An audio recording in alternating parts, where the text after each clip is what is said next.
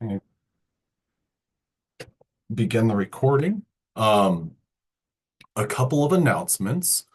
The first of which is the exam grades were pretty darn good. So you guys should be pretty proud of that. I sent out my announcement. I thought that I had made you guys' correct answers available, but I was notified by someone in my other class that theirs weren't available. So that means to me that I probably didn't make you guys' responses and correct answers available. So I'm going to go back and look at that later today. And I'm sorry about that. Wasn't trying to like keep anything from you guys or anything like that. Um, what I wanted to then talk about was kind of give you a context of where we are within the semester.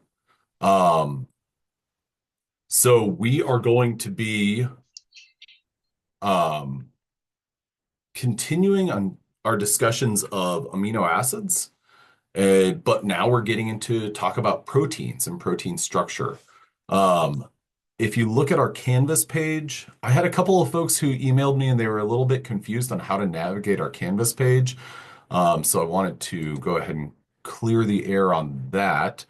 Um, and just so you guys are aware, whenever I'm looking at the Canvas page, I'm always looking at it in a web browser. So it's possible, if not likely, that what we're seeing is going to be a little bit different. I'm going to switch it to student view.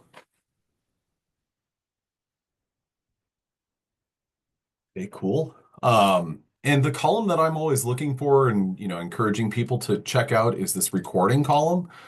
Because if you scroll down to that recording column, you'll see, today is February 17th and day number 10. Right now, that day 10 has no link. It will a little bit later today because that's where I link to the YouTube recording from our class. So February 17th, day 10, and then Wednesday will be day 11 and so on. Then in addition to that, we've got a PDF version of our notes, the PowerPoint file version of our notes. I personally prefer the PowerPoint, but I know that folks like to, whatever device they're on, they might prefer the PDF. Um, and then this column that's in the middle, activities, that's where I'll post any activities for that week. Um, just so you guys know, this week there is not going to be, or there will not be any activities. However, in the grade book, you will see activities 7 and 8. And I, the reason for that is because those are going to be basically freebies. I promised you guys you'd have X many activities, 2 per week. And I'm going to kind of 2 per week of weeks that we don't have exams. I'm going to stand by that because I'm going to put those activities in, but there's nothing for you guys to do. Um, and the reason for that is in the weeks that we don't have an exam, like the first week of content, um, we're kind of building things. And so there's not really something that you have tools that you can operate on quite yet. So you should expect activities next week, 2 activities. That would be numbers 9 and 10, because this week will be 7 and 8. You'll get free points on those. Next week will be 9 and 10. There will be 3 quizzes that will be posted before the end of the day today, and those will be due on Sunday at 11 p.m. Those will be covering lots of the material that we're going over today and Wednesday. Um, and so it's still kind of amino acid stuff. Then the last thing that I wanted to mention was this thing that I've started to do, and I know a couple of folks have accessed it, but in the last column, the content column, on each day, you're going to see a day's summary. And that day's summary will basically be, if you're involved in any sort of student organization or any organization that has like an organization with a structure and roles, you've probably got a secretary and sometimes it's like secretary, treasurer, whatever. A person who's a secretary is typically going to take meeting notes. And think about that day's summary as basically our meeting notes. It's a good way for you to kind of, give yourself like a 10-minute reminder of what did we talk about today? So here's the basically the meeting notes from the 5th of February, which seems like it was a super long time ago, but it's just a couple of days ago. Um, Sorry, I thought I heard something. If you didn't, okay. You had something to add, feel free. Um, but that day's summary is going to be, just that. And I'm going to post that. I usually get that up by the end of the day. Today we won't have any poll questions. Um, Basically what I'm going to do is I'm going to take the attendance, and if you are here, then I'm going to give you credit for today's and then or today's poll questions. There's not going to be any discussion questions. And so if somebody can't make it today, they're just not going to get a grade from today. They're not going to get a zero. It's just going to be left as a blank in the grade book. And when there's a blank in the grade book, that means that that is not utilized, or there's no number to include in your overall grade calculation. Okay, so that's kind of a rundown of what we're going to be doing. Or sorry, that's a rundown of, a refresher on our Canvas page. If you have any questions or if you need help navigating our Canvas page, please don't delay. Contact me. I'd be glad to meet with you during office hours, and just kind of give you like a rundown of what to expect. And if you're having any issues or if your display is different from mine, I'd love to help you out. Um, at this point in time, from what I know, the uh, Canvas page is just a little bit different if you're using the app, but I think the same fundamentals are there. Okay, so we are recording, which is great. Today, what we're going to talk about, and this is a lecture where we're going to get some tools and bring some reminders back in, and it's not going to be this might be a little bit shorter than our typical class, um, because it's kind of like I'm going to give you the rules, and then you got to spend time with those rules and make sure you're comfortable with them. So today, what we're talking about is protein structure. Now, whenever I say protein, I think lots of people will think about protein as and I like to use this term, the macronutrient. So like the thing that you eat. So like a steak or whey protein, the thing that you can extract energy from and build muscle from. Here we're that is absolutely all relevant, and that is all related to what we're going to be talking about. But we're going to be talking about proteins, the class of molecules, and what they look like. And what they look like on like a submacroscopic, like a molecular level. So what we have previously talked about was we talked about amino acids. And can anyone add to the chat the two big groups, the two major groups on how we organized amino acids? What were the two major groups of amino acids? Perfect, Chris. Polar and non-polar. Okay. Now, when we took into consideration our non-polar amino acids, well, we didn't really organize those out too much, but we did have our aromatics. But when we looked at the polar group, the polar had three major subgroups. Does anyone remember? Could you add to the chat what those were?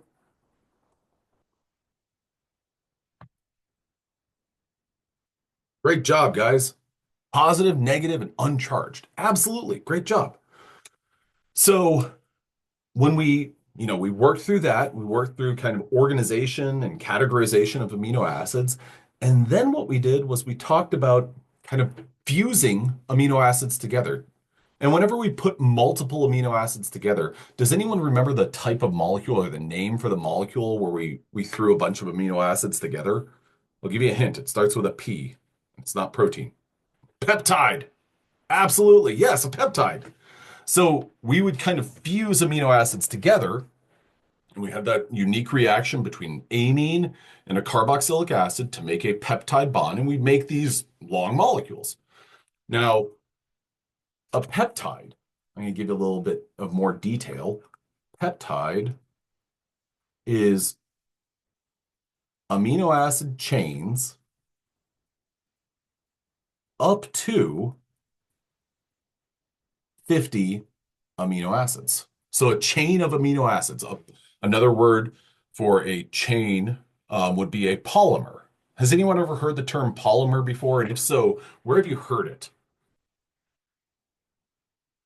And I'll give a couple of seconds to think about that, and then I'll give you a little bit of a idea. Plastics, Chris, absolutely. Absolutely. They're used in manufacturing. Yeah, polymers are chemical compounds. This right here, these these really cheap bootleg earbuds that I bought off of Temu.com, well, the plastic that makes them up and the plastic container is a polymer. Yes, these were like $7, and you know, my wife asked me, why did you buy those? And I said, they were $7. She was like, the earbuds that I bought you were $180. And I was like, yeah. And I kind of feel bad that I've misplaced them and I don't want to buy a new pair. So I bought these. Um, yeah, Temu is just, it's a bunch of junk. But at any rate, oh yeah, I got a package of like 12 pair of women's size 6 socks from Temu. I never ordered those, but that was like, here's your gift for ordering a bunch of junk. We're going to send you some more junk. I was very confused by it. Totally. So, a polymer, well, there's tons of different polymers. Um, Plastics are polymers. Plastics are kind of industrial polymers. Then you could look at bread and the sugars that make up bread and fiber are like those are biopolymers. So when it comes to biopolymers, we've got a couple of different major categories. So we've got amino acids that can be assembled into peptides, and then amino acids that are 50, I'm going to change this to, let's say, 50 plus amino acids, polymers. I'm going to say 50 plus amino acid polymers are proteins.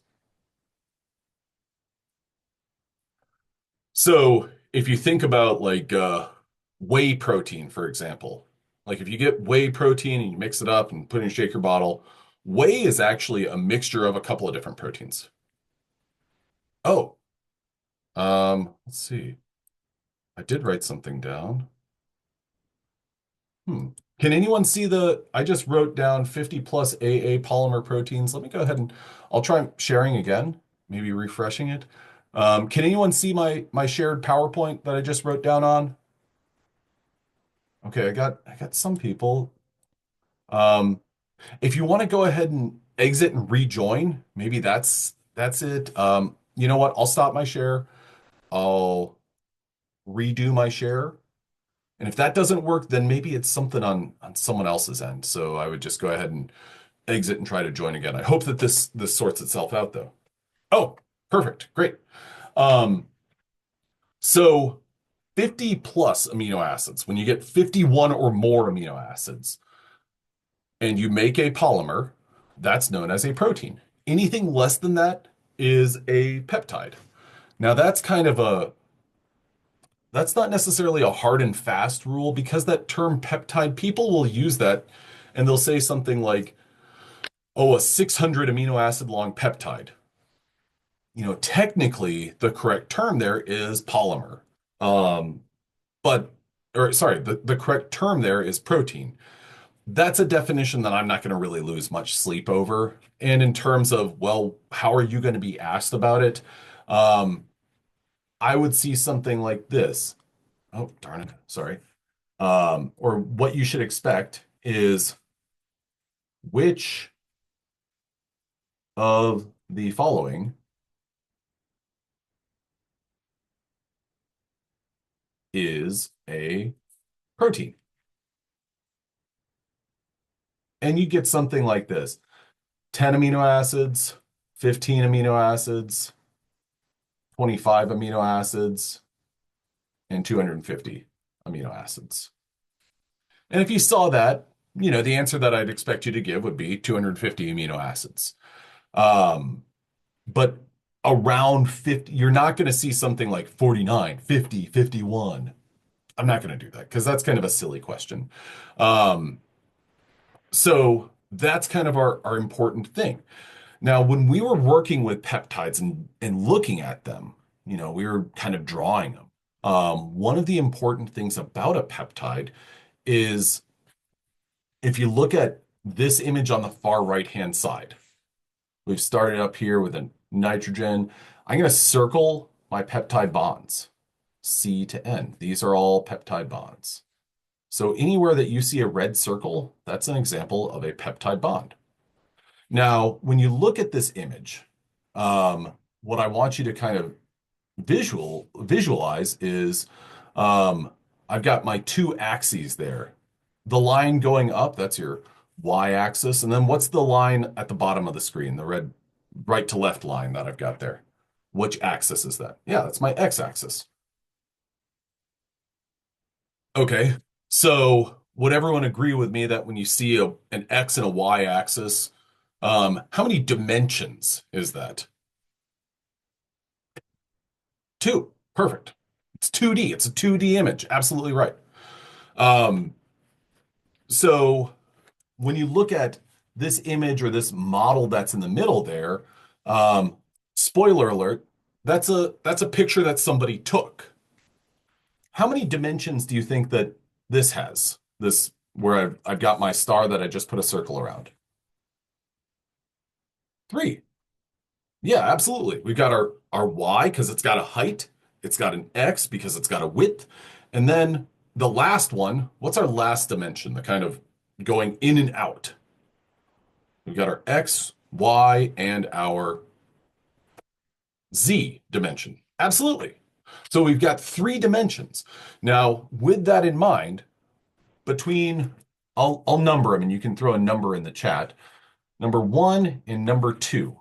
Which of these models do you think is what a peptide looks like in a cell in your body? Do you think it's model one or model two?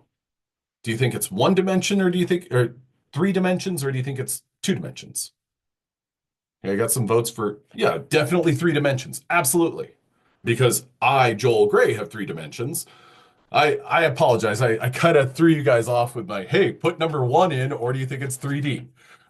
Yeah, so model number one is a depiction of three dimensions, and anything in your cells, anything in your body is going to have three dimensions.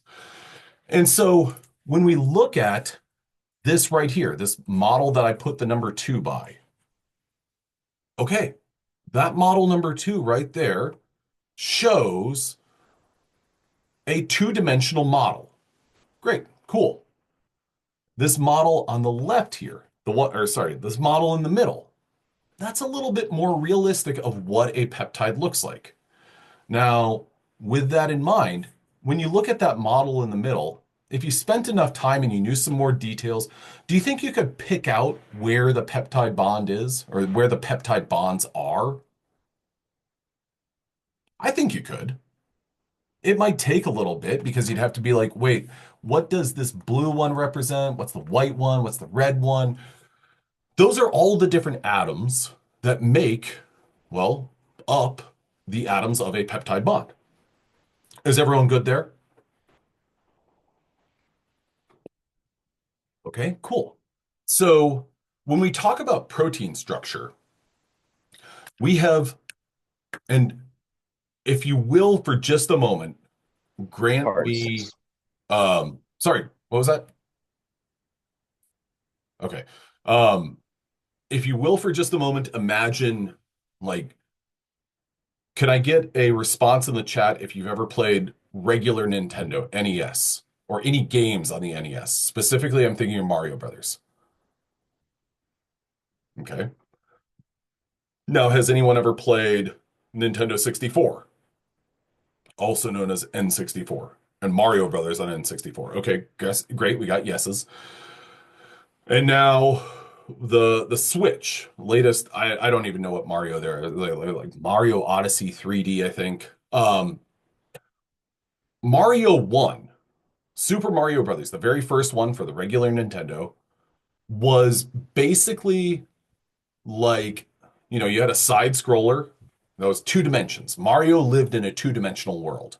That is your most basic model for a protein or a peptide. Um, and that is known as, sorry, and our most basic model and description for a protein is what's known as the primary structure. The primary structure, and this is brings back some of the terminology that we talked about. This is simply the sequence of amino acids from N to C termini. Remember when we talked about peptides, our convention for writing them was the N termini to the C termini. And here's a good example of a primary structure of a peptide. So, um, we actually we've kind of worked on and talked about the primary structure. I didn't use that term primary structure, but this is what it is. It's basically just the sequence. So that would be, to use that Super Mario Brothers analogy, that would be like level number one from this side of the screen to this side of the screen. You'd run, you'd jump, and there's not a lot of detail there. Okay, now our next level of secondary structure. Well, this is where it gets a little bit more complicated. This is where we look at the amino acids and we say, all right, well, I know that the world doesn't exist in two dimensions. Instead, we've got to work in that Z plane. So visualizing where different atoms are. Now, the secondary structure is the way the chain of amino acids folds and coils as a result of hydrogen bonding of the backbone amide groups. Now, this includes what's known as an alpha helix and a beta pleated sheet. Okay, so an alpha helix, this is one that I'm going to bring your attention to this right here. We've got this kind of helical shape. So, can anyone give me in the chat where they've heard the term helix before in a biology related context? And maybe that could be like in a movie or something like that. DNA, you're absolutely right. Anytime I hear the letters DNA, I think of two things. First, I think of the Kendrick Lamar song, and then the second thing, I think of the 1993 movie, my favorite movie of all time, Jurassic Park. And whenever I hear DNA, there's an internal voice that goes, Dino DNA, because that's a part of the movie Jurassic Park. And if you've never seen Jurassic Park, I think it's good. I'm not going to be like, you have to watch it now. I like it. It's fun. It's adventure. It's got some science to it, and it's exciting. I love a good, exciting movie. So this is a helical shape of a protein, of a polypeptide. Now, what I want to draw your attention to on this model on the right is I'm going to circle the peptide bonds. And I'm going to start at the bottom here, right there. Then right, wait, okay, start at the bottom, C. Okay, okay, N to C. Um, there is a peptide bond. Wait, no, that's not it. I'm sorry. I got mixed up there. Um, here is a peptide bond. Here is a peptide bond where we have that carbonyl oxygen. Here is a peptide bond. Sorry about that, everyone, but I'm getting them straightened out. Here's a peptide bond, peptide bond, peptide bond, peptide bond, peptide bond. Okay, so those are all the peptide bonds that I want you to see. Now, the next thing that I want you to identify whenever you see this is, well, when we talk about amino acids and we talk about peptides, one of the important parts is those R groups, because those R groups are what help us classify a amino acid as polar or non-polar. You got these R groups here, here, here, here. And I'm really just kind of jumping around a little bit, underlining those R groups. So what I want you to recognize about this is the peptide bonds. I'm going to draw a little star right here. I'm going to erase the star at the very top. That carbonyl oxygen is establishing a hydrogen bond. I'm going to switch colors. I'm going to go to a green. That's going to draw a hydrogen bond between oxygen and hydrogen. Here's a hydrogen bond. Hydrogen bond. Hydrogen bond. Hydrogen bond. These are what are known as, and this is, if you remember this terminology, when we talked about amino acids, one of the things that I said was, don't worry about the backbone. The backbone is not important for amino acids. Well, here we have our backbone that is establishing hydrogen bonds. So one of the questions that I always like to ask about secondary structure is what type of bond, and I'll say bond slash interaction, stabilizes.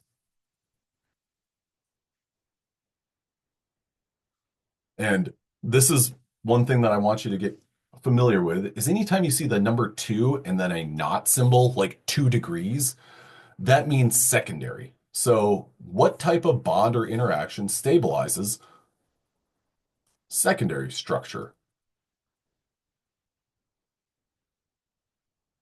And if this is a multiple choice question, I'd give you like this: A, covalent bonds.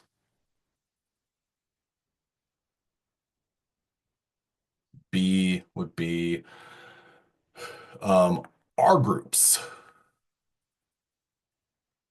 C would be, I'm going to label it B for backbone, H bonds. And then answer option D would be something like BB for backbone, um, covalent bonds, cove bonds. Okay, so given these answer options, which do you think is the right answer to this question? What type of bond interaction stabilizes secondary structure? Is it covalent bonds? Is it R groups? Is it backbone hydrogen bonds? Or is it answer option D, backbone covalent bonds? Now, we've got, since this is all centered around backbone, well, A is out, B is out, because it doesn't reference backbone, because it's backbone interactions. Then what we've got here is kind of our definition. The way the chain of amino acids folds and coils as a result of hydrogen bonding of the backbone amide groups. So our best answer for this would be C, backbone hydrogen bonds. Okay, so it's these hydrogen bonds between a carbonyl oxygen right here and this hydrogen found on that nitrogen. So that would be a source that stabilizes that. Now, just as an alpha helix is going to kind of form, there's also a structure known as a beta pleated sheet. Got a good question there in the private chat. So why not covalent? Great question. The reason is because when you think about the types of interactions that we have, the types of bonds that are formed, a carbon-carbon bond or a carbon-nitrogen bond, these are both examples of covalent bonds.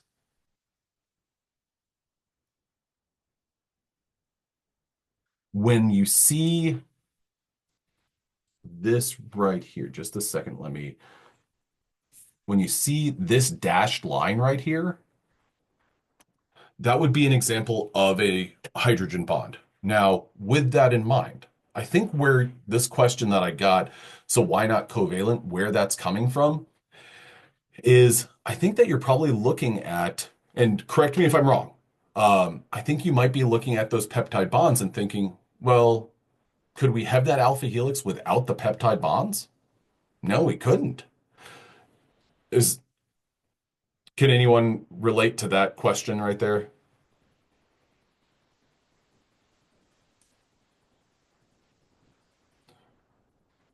The thing is, and here's where it gets kind of tricky. I'm going to jump back for a second and we will look at this. And I'm sorry, my scribbling is very chaotic here. Do we have covalent bonds here? Or sorry, one example of a covalent bond is a peptide bond. Okay, okay. Um, so when it comes to that same question, I'm going to jump ahead. What type of bond or interaction stabilizes the secondary structure? Let's rephrase that and say stabilizes what bond stabilizes primary structure. Okay. And the answer to this question would be, well, I'm going to say that it's either going to be, your answer options. If a peptide or if peptide was there, that would be your correct answer. If covalent was there, that would be the correct answer. I will not give you this question and say, is it peptide or covalent? I will not give you that question because a peptide bond is an example of a covalent bond. So if I were to throw those two answer options at you, you'd be like, what, huh? No, that would not be correct. So I'm just going to erase this and I'm going to say a covalent bond. And one example of and the specific covalent bond is a peptide bond. So what type of bond stabilizes the primary structure? Covalent. What specific bond stabilizes the primary structure? Peptide. Now, when we jump on to our secondary structure, I'm going to erase some of my scribblings on this and hopefully make it a little bit more clear. I think so. I'm thinking this the covalent bonds of the OH. Okay. So what I would like you to visualize is if we didn't have this right here, what I'm scribbling out right there, if we did not have that hydrogen bond, well, then this right here wouldn't be there. If we didn't have, I'm going to scribble this. If you imagine that we had this structure where none of these dashed lines were present, this molecule wouldn't wrap itself up in this particular form. So that's why it's hydrogen bonding that stabilizes the secondary structure. Because those are the different groups that are going to kind of wrap themselves around. Now, do we still have covalent bonding in the secondary structure? We do. But that's like, and I'm going to ask if this makes any sense in just a moment. I get a hydrogen versus. Yes. So if I can share the way that I understand and what's helpful for me to understand these different levels of protein structure. Um, what's the, and if one of you guys is involved in construction, I apologize in advance because I will say something that's probably not very accurate and I will just sound like a doofus. Um, what's the first thing that when you're building a house, what do you have to have a strong thing of? Starts with an F, is what I'm thinking. A foundation. You've got to build a foundation, okay? So think about the foundation of your house as being similar to the covalent bonds that strengthen the primary structure. Okay. Now, secondary structure would be, all right, we're going to add some detail. And our next detail is going to be the the framing. And let's say that we're building a two-story house. Now, if the framing is the secondary structure and the forces that hold together that secondary structure, those hydrogen bonds, and you said, hey, I built this two-story house. Um, how am I able to go up onto the second floor? Well, your answer for that, or what I think would be a good answer for that would be, well, because I have I've built all the framing in, and I built a floor at the top of those frames, and I built stairs going up to the floor at the top of those framing boards. Um, I would not say, well, I can go to the second floor because I have the foundation. Yeah, that's absolutely true, but the foundation is not what gets you to that second floor. The stairs are what get you to the second floor. Do the stairs necessitate the foundation? Yeah, absolutely. You have to have the foundation. But when it comes to the detail of being on the second floor, you're more interested in, yeah, we've got stairs, a we've got framing, and then we've got the floor that makes up the second floor. Now, in the event that my analogy there didn't help anyone, I apologize. But we're kind of taking for granted after our first level what we need for our second level. So our second level is hydrogen bonding that gives us those details of the alpha helix and the beta pleated sheet. Do you still have covalent bonding in the alpha helix and the beta pleated sheet? You do. But that's not what gives you the detail of the secondary structure. So I want you to know these are the two structures that are formed, an alpha helix and a beta sheet. These are the two secondary structures, and they are strengthened and established with the help of hydrogen bonding. And without hydrogen bonding, your secondary structure falls apart. So if I said, hey, you have a peptide and no hydrogen bonding, someone's done some treatment that disrupts the secondary structure. Are you going to have an alpha helix or a beta pleated sheet? No, you're not. Okay. Now what we'll do. Okay, great. I'm happy to hear that. Thank you. Um, so our next level, does anyone want to guess our primary structure, our secondary structure? Add to the chat what you think that the next level is.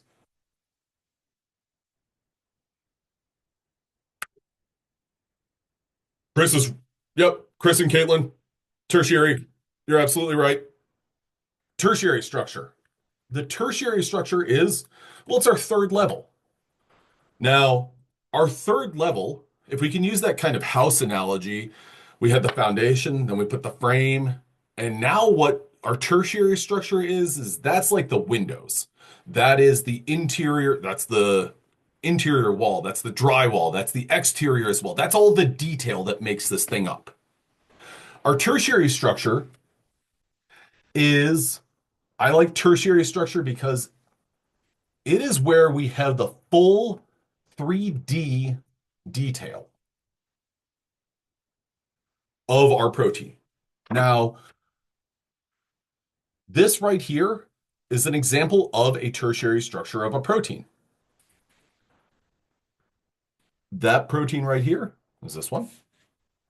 And then this guy right here is a protein known as myoglobin. Okay.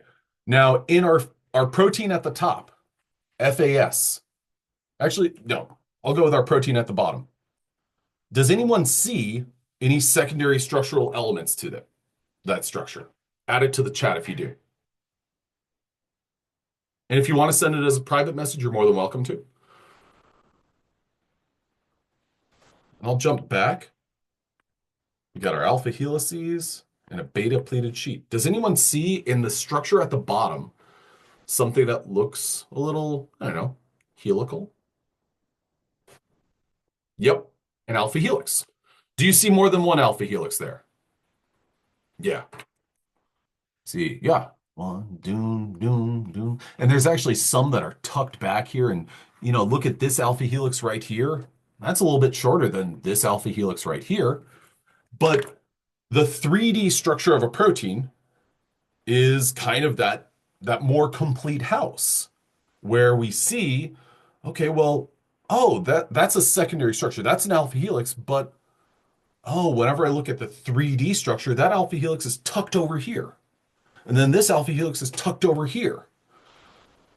Does an alpha helix, when we look at an alpha helix, and then when we jump back here, does an alpha helix, which we see in the middle there, does that have some kind of depth to it? Does that look like whatchamacallit?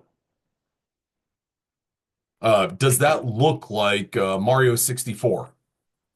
Yeah, because I could imagine that I'm going to jump into the page and look around it because it's got depth to it. It's got 3 dimensions going on. And whenever I look at this, oh, each one of those helices, and helix, plural helix is helices, which I always feel silly saying that, but I can kind of move around it and be like, oh, there, oh, okay, I see. And it's like, oh, wow, ah, ooh, ah, ah.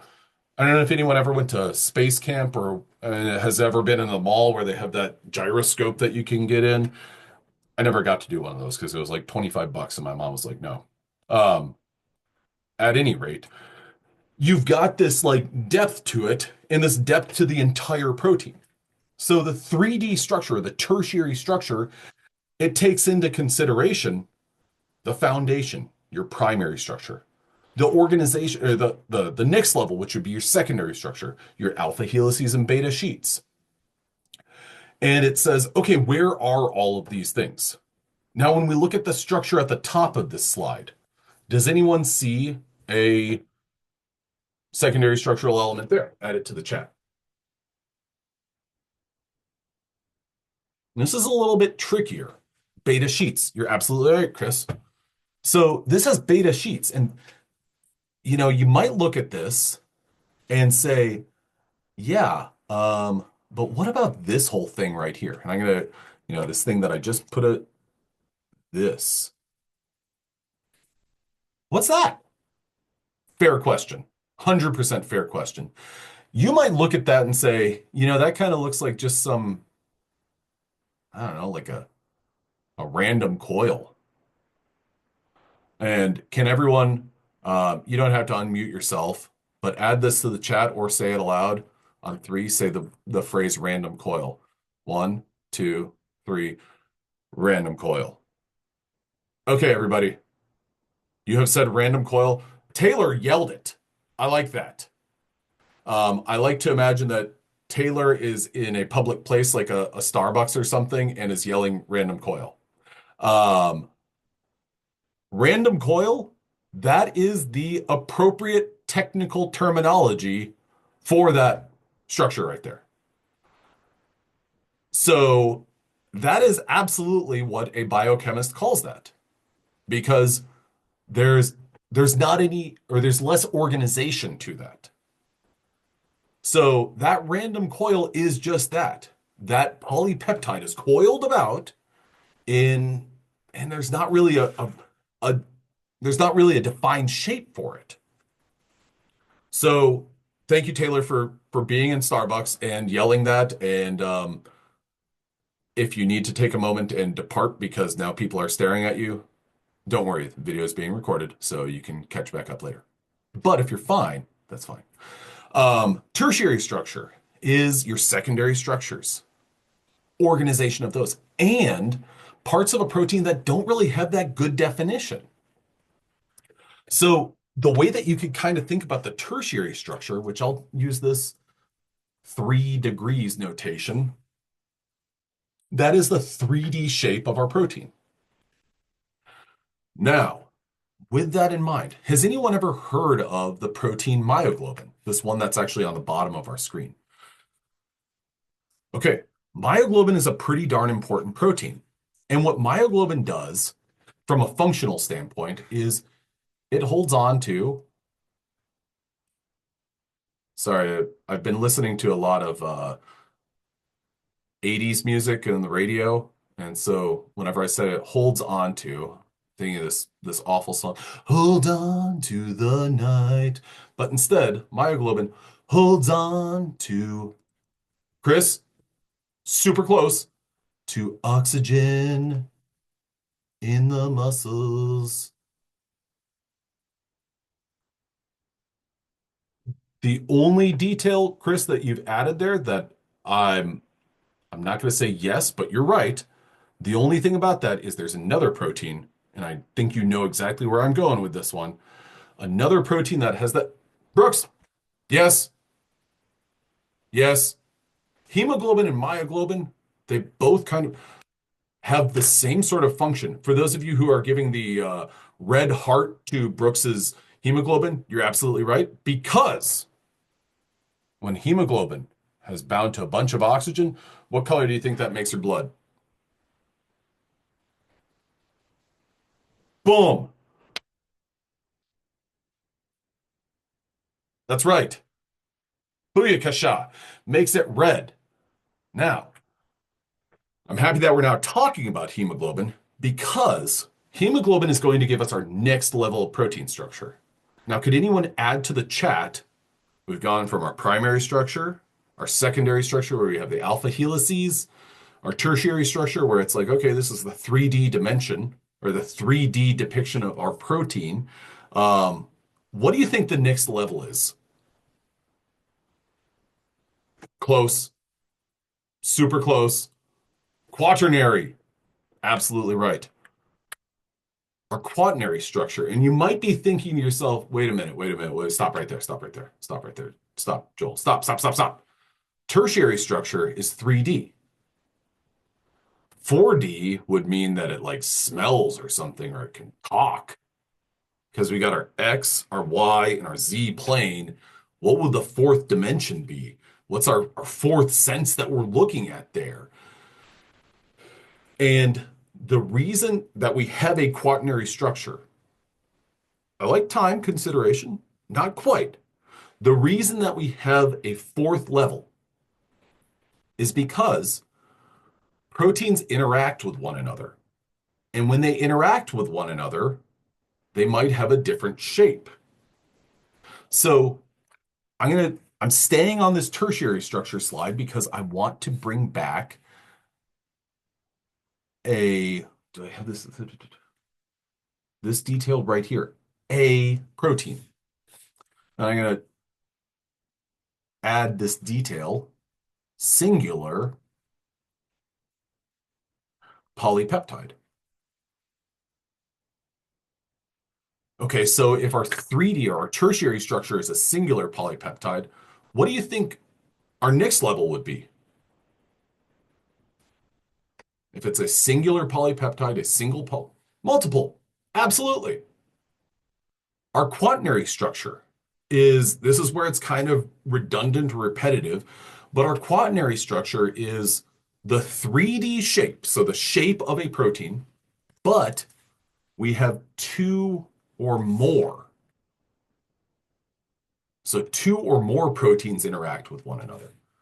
Now, here's some unique terms that I want you to be familiar with. Dimer, that is two polypeptides. A trimer, three polypeptides. A tetramer is four polypeptides. Pentamer,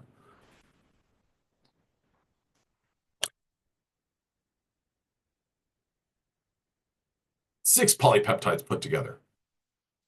Wouldn't that be kind of wild if, as I was doing this, I did have like 10 fingers on one hand and I just kept going.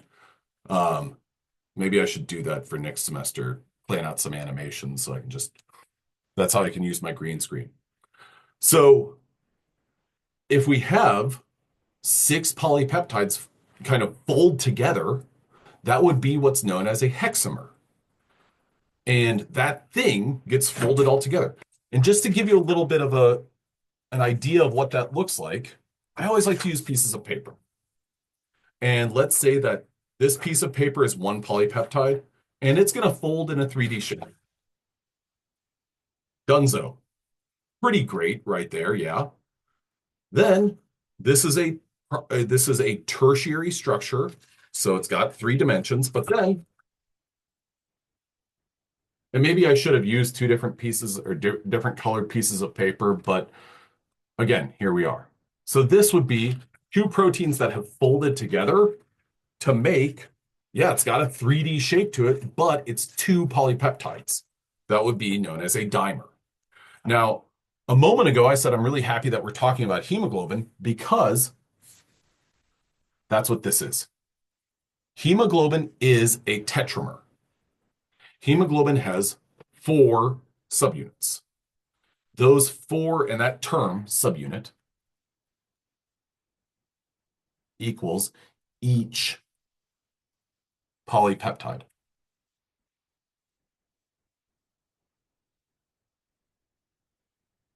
Each subunit is an individual polypeptide. So that term, tetramer, means a protein that has four subunits. Hemoglobin is an example of a protein that has four subunits. Okay, so we've got four different levels. We've got our primary structure, which is stabilized by covalent bonds, specifically our peptide bonds. We've got our secondary structure, which is stabilized by backbone hydrogen bond interactions. Then we've got our tertiary structure. And you see this, I mean, polypeptides has some number. Chris, you're absolutely right. Okay, I'm happy that you brought that up because I'm going to jump back because we talked about what the tertiary structure is, but I think a really good question to ask is, well, why? How? What's going on here? Now, I want to show you this. And let's look at this model on the right-hand side here. Every single R group, it's just denoted as a R, right? And that R, how could, if this is basically the side chain of an amino acid, we already talked about how these could be classified. Let's say that this was hypothetically positive, and this one right here is negative. Do you think that those two different groups are going to have different interactions? What do you think a positive charged group is going to do? What do you think it's going to attract? Or do you think it's not going to attract anything?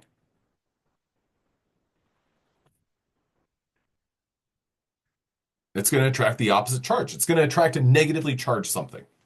A negatively charged group is going to attract a positively charged group. Okay. Did we talk about the attractions that these R groups have when it comes to the secondary structure? We did not. Why? Because it's not important for secondary structure. Tertiary structure, however, that's when R group interactions are important. Now, does everyone remember what I'm talking about whenever I talk about R groups for amino acids? I'm really getting at the things that make individual amino acids different from one another. Absolutely. Whenever we talked about R groups, there were a total of like five that I wanted you to be most familiar with. Arginine, lysine, histidine, and then aspartic acid, glutamic acid. Those five. Aspartic acid, glutamic acid. Absolutely, Chris. Those are our negative residues, our negative R groups. Arginine, lysine, and histidine are our positive amino acid R groups. Okay. So with that in mind, we've got those as those were all of our polar, positive or polar negative.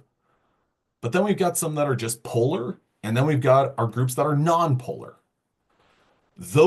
How those different groups interact with one another is going to have an influence on, and it's going to impact the structure, the 3D structure of a protein.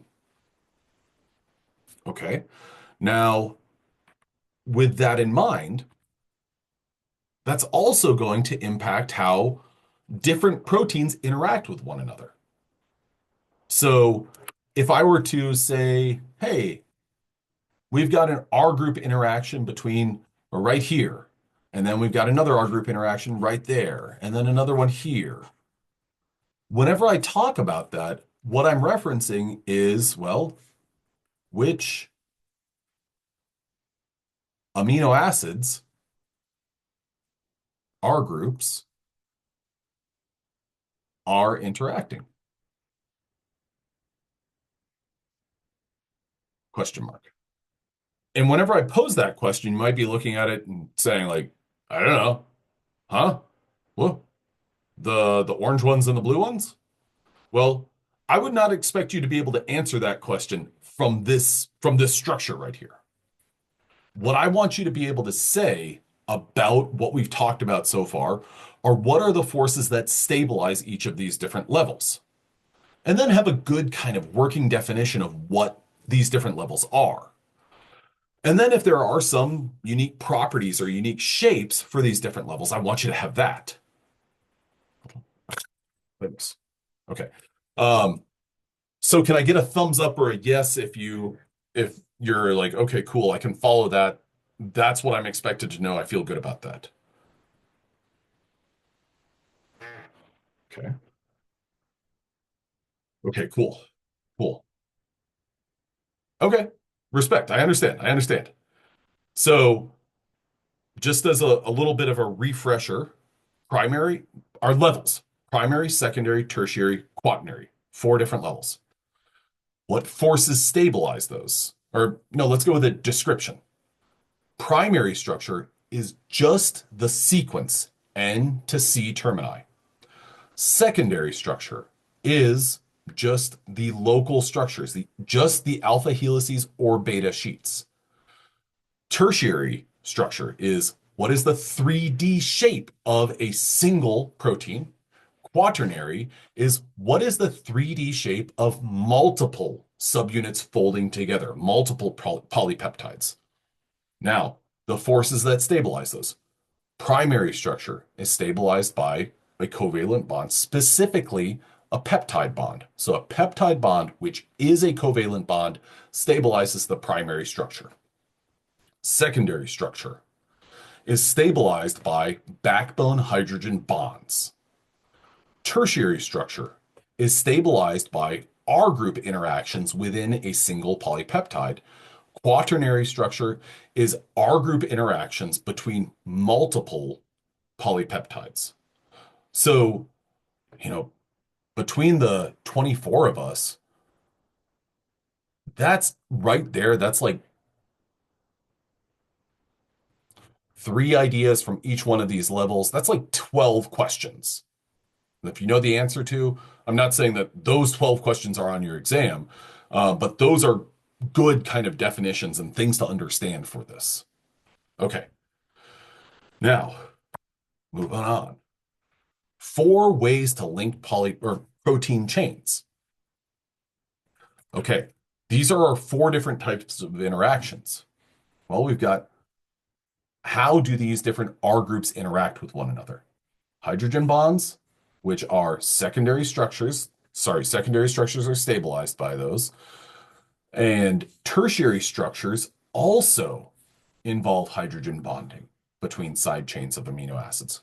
And that term side chains, I'm going to cross that out, not to say that it's wrong, but to just be consistent with the terminology we've been using. I'm going to say R groups. Okay. Next up is ionic bonds. Sometimes these are called salt bridges. These occur between oppositely charged side chains. Can somebody add to the chat two amino acids that they can think of that would be great for forming a salt bridge or an ionic bond? Oppositely charged side chains or oppositely charged R groups. I'm going to be consistent. Which were our oppositely charged amino acids? Chris, 100%. Arginine and glutamic acid, a positive amino acid and a negative amino acid. Those two are going to want to interact with one another. Great job. Next up is a disulfide linkage. Okay, a disulfide linkage is when two cysteine residues or cysteine R groups are oxidized and a disulfide linkage can form. So whenever you see disulfide linkage, I want you to think CYS, CYS. And this is a type of bond that can exist between two cysteines, which cysteine is an amino acid that has sulfur, and cysteine is used as a part of building a protein. If you have two cysteines, well, those two things can basically pair up with one another.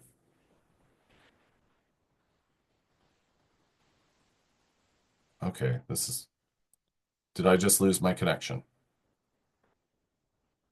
Can anyone add to the chat that they can see something? Anything?